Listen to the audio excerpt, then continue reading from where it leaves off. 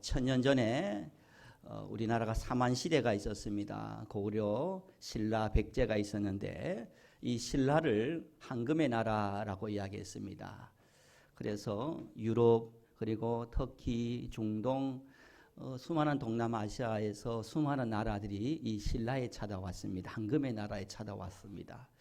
그리고 난 다음에 이 신라를 어떻게 불렀냐면은 우리나라 사람들이 그렇게 부르는 것이 아니라 외국의 수천년 전에 외국 사람들이 신라를 이렇게 불렀습니다. 저와 함께 따라했으면 좋겠습니다. 바신라. 그들이 신라를 보고 바신라라고 불렀습니다.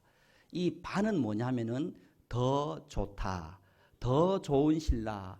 듣는 것보다 와보니까 신라가 더 좋은 거예요. 그래서 그들이 한결같이 이 신라를 바신라라고 불렀습니다. 바신라.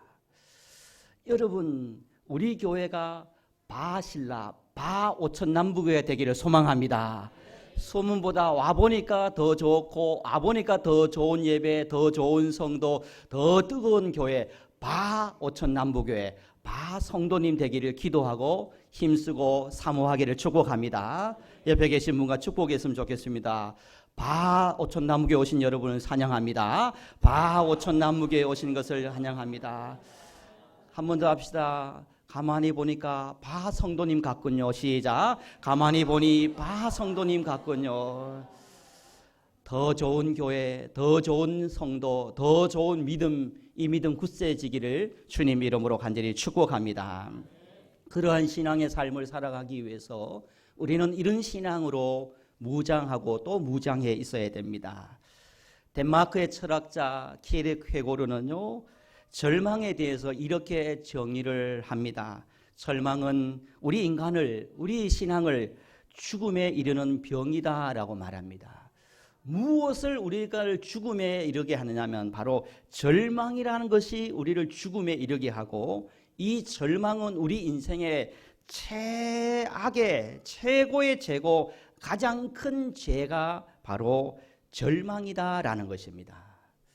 우리는 하루에도 수없이 이번 한 주를 돌아보면 수십 번 절망하고 또 절망하며 여기까지 왔습니다. 그래서 희망의 신학자로 알려진 독일의 유리겐 몰트게라는 목사님, 박사님은 이렇게 말합니다. 우리가 자주 비참해 가지고 열등감에 사로잡히고 그리고 패배의식으로 살아가는 이유는 아주 쉽게 작은 일에도 절망하기 때문이다 라고 말하고 있습니다. 그래서 우리는 끊임없이 어제나 오늘과 영원토록 우리는 희망의 하나님을, 소망의 하나님을 바라볼 때 우리는 승리하는 삶을 살아갈 수 있다라고 말하면서 위리겐 몰트만 박사님은 희망의 신앙, 희망의 하나님을 선포하고 있는 것입니다. 사랑하는 성도 여러분, 어떤 경우에도 희망을, 소망의 하나님을 바라보시기를 주님 이름으로 간절히 소망합니다. 여러분, 절망이라는 단어를 분석해 보면 이 절망의 단어는 지옥이라는 단어의 동의어인 것입니다. 즉, 지옥과 절망이란 단어의 어원과 동의어가 비슷하다는 것입니다. 지옥이 어떤 것입니까? 지옥은 한마디로 여러분 소망이 없고 절망만 있는 것이 지옥이라는 것입니다. 그러므로 오늘 우리의 삶에 이곳을 천국으로 만들 것인가, 여기를 지옥으로 만들 것인가는 여러분에게 달려 있습니다. 우리의 가정을, 내가 서 있는 삶의 현장을 지옥으로 만들 것인가 천국으로 만들 것인가는 단 하나인 것입니다. 내가 소망의 하나님을 바라보며 희망의 하나님을 바라보며 절망을 떨쳐버리고 오직 희망의 하나님을 바라볼 때, 절망을 성령의 불로 태울 때 여기가 천국이요 여기가 하나님 나라가 될 줄 믿습니다. 그러나 희망의 하나님을 바라보지 않고 절망에 사로잡혀 있다면 그곳이 지옥이 된다라는 것입니다. 로마서 15장 13절에 보면 하나님은 이렇게 말씀합니다. 소망의 하나님이 모든 기쁨과 평강을 믿음 안에서 너희에게 충만하게 하사라고 말하고 있습니다. 하나님은 자신을 소망의 하나님이다라고 말하고 있습니다. 절망의 하나님이다라고 말씀하지 않고 하나님 자신을 희망의 하나님이요 소망의 하나님이다라고 말씀하고 있습니다. 왜 소망의 하나님이라고 말씀합니까? 절망하는 자에게 미래가 없고, 절망하는 자에게 행복이 없고, 절망하는 자에게 기쁨이 없고, 절망하는 자에게는 감사가 없는 것입니다. 그러나 희망의 하나님을 바라고 소망의 하나님을 바라보는 성도에게는 늘 감사가 있을 수 있고, 늘 기쁨이 있을 수 있고, 늘 은혜로운 삶을 살아갈 수 있기 때문인 것입니다. 그래서 우리는 끊임없이 어제나 오늘도 영원토록 그러함에도 불구하고 희망의 하나님, 소망의 하나님을 바라볼 수 있는 이 믿음 흔들리지 않는 우리 성도님 되어지기를 예수님 이름으로 간절히 축복합니다. 단테의 신곡이라는 곳에 보면요, 지옥의 입구에 이런 편말이, 이런 간판이 있다고 합니다. 어떤 간판이냐면 지옥 입구에 이런 간판인데요, 이런 문구가 써 있다고 합니다. 이곳에 들어오는 모든 자들은 소망을 포기하라, 희망을 포기하라 라는 것입니다. 이곳에 들어오는 사람은 희망과 소망을 포기하라, 즉 소망과 희망이 없는 곳이 지옥이다 라고 이야기합니다. 여러분, 우리나라가 60년도 70년도 너무너무 가난했습니다. 그래서 우리나라에서 생산해서 소득을 낼 그러한 산업시설이 구축되어 있지 않아서 우리나라 그때 젊은이들이 여러분 독일로 또 베트남 전쟁에 많이 갔습니다. 그래서 독일로 간 간부들, 간호사들이 그 힘든 먼 나라에서 하루하루를 어떻게 버텼느냐, 어떻게 살아갔느냐. 여러분, 그 독일 간부들이 활동했던, 작업했던, 노동을 했던 그 탄광 입구를 보면 알 수가 있습니다. 어느 한국 간부가 노동 일을 했던 그 탄광 입구에 이런 말을 적어 놓았습니다. 저와 함께 고백했으면 좋겠습니다. 낙심하면 죽고 기다리면 산다. 그 어두운 지하갱 속에서 한 치 앞도 모르고 그런 깜깜하고 그런 아주 열악한 그런 상황 가운데서도 독일의 강부는 들어갈 때마다 나올 때마다 매일 들어갈 때 매일 나올 때마다 그런 마음에 새기고 또 새겼어. 무엇을 새겼냐면 내가 여기서 낙심하면, 내가 여기서 절망하면 죽고, 내가 여기서 기다리면 산다라는 그런 소망을 품고 희망의 하나님을 바라보면서 그 무서운 그 깊은 강으로, 그런 지하 갱도로 들어가면서 하루하루를 버티고 그들은 살아남았다라는 것입니다. 여러분, 낙심하면 죽고 기다리면 살고, 절망하면 죽고 기다리면 사는 것입니다. 여러분, 매일매일 절망이 찾아옵니다. 오늘도 여러분 절망이 매일매일 우리 삶 속에 절망이 찾아옵니다. 그러면 어떻게 이 절망을 극복합니까? 여러분, 매일매일 찾아오는 이 상실감, 매일매일 찾아오는 이해되지 않는, 그리고 상처를 받고 또 매일매일 화가 나고 분노가 쌓일 때 여러분 어떻게 그런 감정들을 해결하고 여러분 그것을 여러분 극복하며 하루하루 살아갑니까? 늘 그런 거야 라고 하면서 여러분 살아가고 있습니까? 아니면 엄한데 화를 내면서 그것을 해결하며 살아가고 있습니까?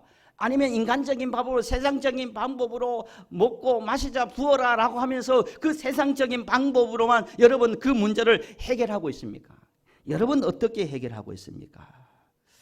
오늘 본문을 보면 다윗이요, 이와 같은 우리와 아주 비슷한, 우리보다 10배 더 심한 그러한 어려움 속에, 그런 절망 속에서 다윗은 어떻게 이것을 극복했는지 우리에게 소개하고 있고, 하나님 또 이번 한 주도 이런 다윗의 방법, 이런 신앙의 방법으로 이 문제를 극복하고 해결하시기를 원하고 있습니다. 오늘 다윗이 처한 상황이 어떤 상황인지 우리 3절, 4절을 함께 읽어보면 다윗의 상황을 우리에게 소개하고 있습니다. 우리 3절, 4절을 죄송하지만 함께 합독했으면 좋겠습니다. 시작. 넘어지는 담과 흔들리는 울타리같이 사람을 죽이려고 너희가 일제히 공격하기를 언제까지 하려느냐. 그들이 그를 그의 높은 자리에서 떨어뜨리기만 피하고 거짓을 즐겨하니 입으로는 축복이요 속으로는 저주로다. 여러분, 지금 다윗이 이런 절망에 처해 있다는 것입니다. 넘어지는 담, 흔들리는 울타리, 이것이 없어졌다는 것입니다. 즉 다윗을 지켜주고 다윗을 보호해줬던 그런 세상의 인간적인 울타리가 없어 무너져 버렸다는 것입니다. 마치 자기가 홀딱 벗겨서 무장해제를 하고 강야에서 한복판에 있는 것처럼 그 누구도 나를 보호해주고 나의 울타리가 되어주는 아무것도 없다는 것입니다. 그런데 이것만으로 끝납니까? 다윗을 공격하기를 매일매일 자신을 공격한다는 것입니다. 자기를 오해시키고 자기를 모해하고 자기를 힘들게 하고 계속 자기를 힘들게 하는 사람들이 주변에 너무너무 많다는 것입니다. 이것만으로 끝납니까? 4절에 보면 자기를 높은 자리에서 떨어뜨리고 넘어뜨리게 하는 사람들만 우글우글하는 그런 상황 가운데 있다는 것입니다. 너무너무 기분 나쁜 게 입으로는 가식적으로는 축복합니다. 입으로는 사랑합니다. 입으로는 너 잘되기를 원합니다 라고 말하지만 속으로는 저주하고 잘못되기를 원하는 그런 상황 속에 지금 다윗이 처해 있다는 것입니다. 여러분 얼마나 힘들고 얼마나 절망스러운 상황입니까? 여러분 이런 상황 가운데 얼마나 스트레스를 많이 받겠습니까? 극도의 스트레스가 아니겠습니까? 혹시 여러분은 힘들고 스트레스가 많이 쌓이면 이것을 어떻게 처리합니까? 이거는 좀 스트레스 너무 심했어. 여러분 스트레스를 여러분 어떻게 여러분의 힘듦을 여러분의 고생을 여러분 어떻게 처리합니까? 어떤 사람은 친구를 만나서 수다를 떨면서 조금 그 스트레스를 덜어내기도 합니다. 어떤 분은 또 운동을 하면 좋아하는 운동을 하면서 그 스트레스를 조금 덜어내기도 합니다. 아니면 믿음이 약해져서 세상 사람들은 조금 전에 말씀드린 것처럼 마시자 부어라 불러라 하면서 잠시 잊어보기도 합니다. 여러분 그러나 우리는 조금 달라야 합니다. 또 이런 모습이 우리에게 있어야 됩니다. 어떤 모습이 다윗의 모습이 있어야 됩니다. 국제 정신 단체에서 건강하게 사는 5가지 방법을 소개합니다. 우리 인생을 건강하게 살기 위해서 이 5가지 방법이 필요한데 첫 번째는 뭐냐면요. 우리 이렇게 살기 위해서 죄송하지만 한 개 따라했으면 고백했으면 좋겠습니다. 첫 번째입니다. 웬만하면 감사한 마음을 가지고 살자. 감사한 마음을 제가 이야기하는 것이 살자. 아니라 국제단체에서 웬만하면 감사하는 마음으로 살자는 거예요. 웬만하면. 두 번째로 한번 따라합니다. 괜찮아. 자신감을 가지자. 자신감을 가지자. 여러분 괜찮아. 그래 괜찮아. 자신감을 가져. 이것이 건강하게 행복하게 사는 두 번째 비결이라는 것입니다. 세 번째는 이 마음을 가져야 행복한 인생이 된다고 합니다. 따라합니다. 그래도 최선을 다하자. 최선을 다하자. 그래도 최선을 다해보자. 그것이 건강하게 사는 삶이라는 것입니다. 네 번째는 이런 것이랍니다. 따라합니다. 어지간하면 기쁨을 잃어버리지 말자. 기쁨을 잃어버리지 말자. 어지간하면 기쁨을 잃어버리지 말자라는 것입니다. 그리고 마지막에 국제정신단체에서 행복하게 사는 5번째 마지막 방법은 이렇습니다. 할 수만 있으면 간대한 마음을 가지고 살아라는 것입니다. 할 수만 있으면 간대한 마음을 가지고 살아. 이것이 행복한 인생의 비결이라는 것입니다. 좁은 마음, 꽁꽁한 마음을 버리고 잘 삐지고 신경질이 많고 너무 예민하면 건강한 인생을 살 수 없다는 것입니다.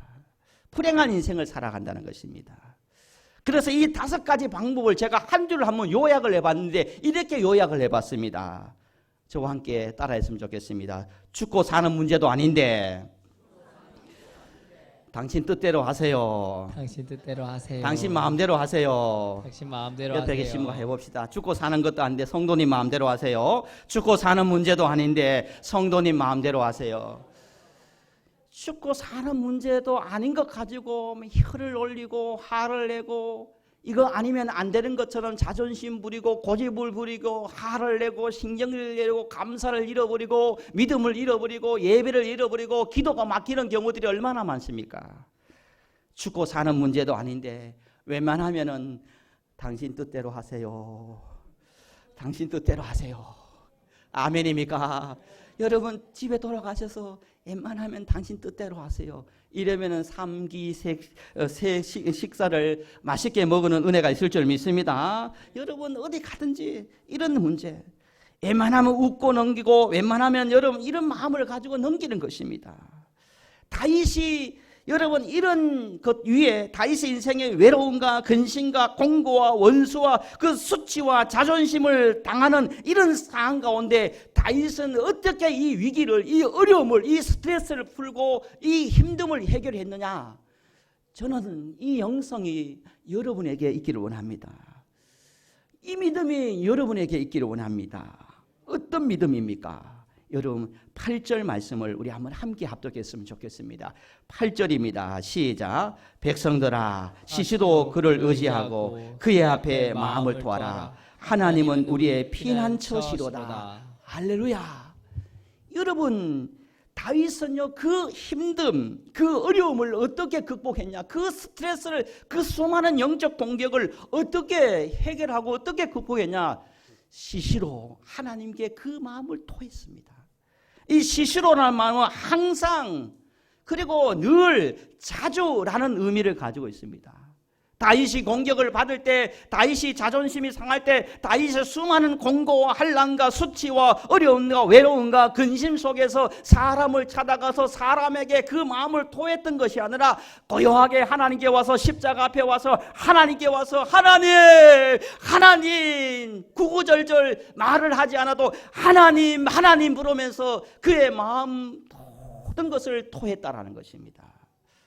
사랑하는 성도 여러분, 혹시 여러분 어떤 문제를 가지고 있습니까? 어떤 걱정이 있습니까? 어떤 불안이 있습니까? 어떤 상처가 있습니까? 어떤 하와 분노가 있습니까? 여러분 어떤 섭섭함이 있습니까? 어떤 절망이 있습니까? 어떤 불평과 불만과 불신의 마음이 있습니까?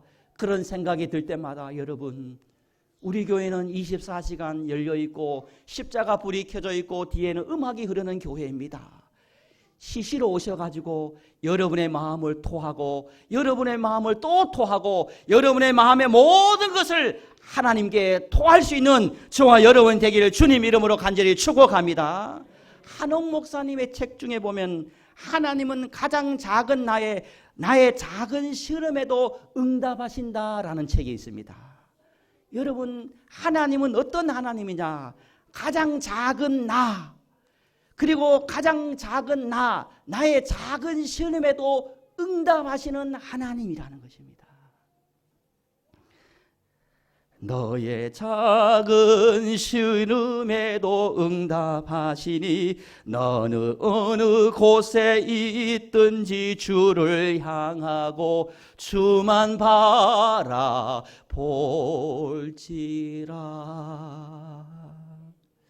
하나님은 이런 하나님입니다. 여러분의 아주 작은 신음에도 응답하시는 하나님인 것입니다.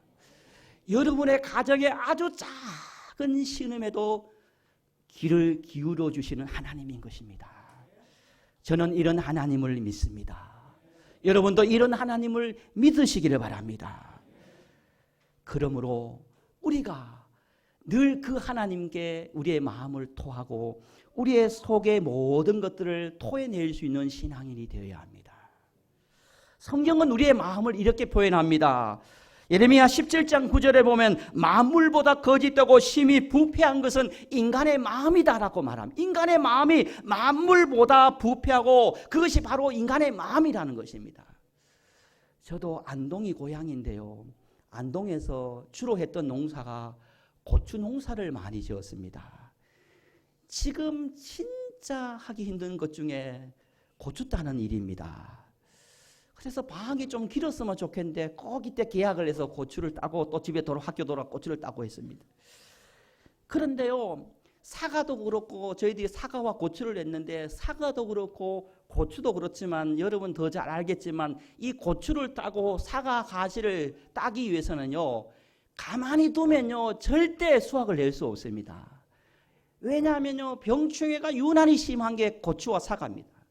그래서 이 사과 열매를 따고 고추를 수확하기 위해서요, 여러분 한 열 몇 번, 2주에 한 번씩 3주에 한 번씩 농약을 쳐야만이 여러분 고추를 딸 수 있고 사과나무 가시를 딸 수가 있습니다. 그렇지 않으면 가을에 결실이 없으니까 하나도 따지 못하고 병들어 죽어버리는 것입니다. 아버님이 돌아가시고 제 어머님이 조그마한 그 한 200평 되는데 고추를 심었는데 어머님은 농사를 잘 못 지으셔요. 그래서 농약을 한 2-3번 쳤어요. 그런데 야야 올해는 고춧가루 못 주겠다. 왜요? 고추가 하나도 없다 그러는 거예요. 저희인데 고추주란 말 아니에요. 그런 말 오해하시면 안 됩니다. 농약을 안 치니까 무공해를 해보겠다는데 고추가 탄저병에 와서 이미 가니까 다 뽑아 없어버리는 거예요. 여러분 우리 마음속에요 끊임없이 부패한 그런 것들이 잡초 같은 것들이 일어납니다. 가만히 두면요 불평이, 가만히 두면 원망이, 가만히 두면 불신이, 가만히 두면 여러분 그런 사단이 좋아하는 것들이 죄와 교만과 자랑과 절망과 낙심과 불평함과 이 모든 잡초들이 우리 마음속에 자라는 것이, 왜냐하면 심히 부패한 것이 우리의 마음인 것입니다. 그럴 때마다 우리는 어떻게 해야 되느냐, 이것을 가지고 가만히 두면요 우리는 영적으로 병들어 버리고 영적 열매가 없습니다. 그럴 때마다 하나님께 와서 토해야 됩니다. 하나님, 저 이런 교만이 있어요. 하나님, 저를 겸손하게 해주세요. 토해야 됩니다. 하나님, 제가 인간적인 것을 자랑하고 있어요. 하나님, 성령을 불러 태워주세요. 토해야 됩니다. 하나님, 제가 누구를 미워하고 있어요. 시기하고 있어요. 하나님께 토해야 됩니다. 하나님, 제가 절망하고 있어 좌절하고 있습니다. 하나님께 토해야 됩니다. 그럴 때 하나님께 토할 때 여러분의 신음에도 응답하시고 여러분의 모든 심령을 치료해 주시고 하나님의 옥토로 만들어 주시는 하나님의 은혜가 있는 것인 것입니다. 사랑하는 성도 여러분, 여러분을 세상으로 다시 파송합니다. 다윗은 수많은 환난과 근심과 걱정과 어려움 속에서도 다윗은 승리할 수 있었던 이유는 여전히 하나님 앞에 변함없는 믿음을 가지고 있었던 이 힘은 어디 있었느냐? 끊임없이 하나님께 토하는 신앙 때문에 끝까지 승리하고 믿음을 지켰습니다. 사랑하는 성도 여러분, 어떤 일이든 간에 여러분의 신음에도 응답하신 주님을 바라보면서 하나님께 모든 것을 토해서 영적으로 승리할 수 있는 저도 되고 여러분도 되어지기를 예수님의 이름으로 간절히 축복합니다. 아버지 하나님, 감사합니다. 오늘 또 우리가 어떤 상황 가운데서도 절망하지 않고 그 절망을 하나님께 토하고 또 희망의 하나님, 소망의 하나님을 바라보면서 승리할 수 있는 우리 모든 성도님이 될 수 있도록 역사하여 주옵소서. 다윗이 그 어려운 상황 가운데서도 그 위기를 하나님께 달려와 토하고 또 토하고 또 아뢰고 또 기도할 때 하나님은 다윗에게 아버지 피난처가 되어주시고 반석이 되어주시고 하나님의 소망이 되어주신 것처럼 이 믿음을 가지고 세상 사람들과 달리 다른 모습을 가지고 다른 가치를 가지고 그리스도인답게 살아갈 수 있는 우리 모두가 되도록 역사하여 주시옵소서. 그러므로 말미암아 바실라롭고 인정받은 것처럼 그리스도인으로 더 좋은 교회, 더 좋은 신앙으로 선하고 거룩한 영향력을 끼칠 수 있는 우리들이 되도록 역사하여 주옵소서. 주님 감사합니다. 예수님의 이름으로 기도드리옵나이다. 아멘. 찬송.